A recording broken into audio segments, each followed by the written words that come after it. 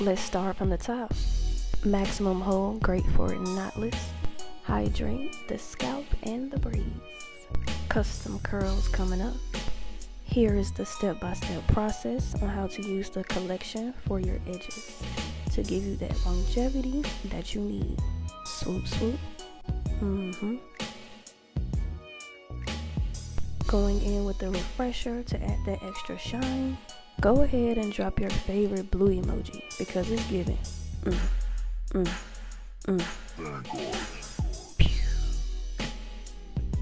Feed ends on the crispy side.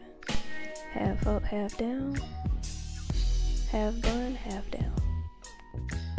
The high ponytail. Which look was your favorite? Thanks for watching, and I'm out.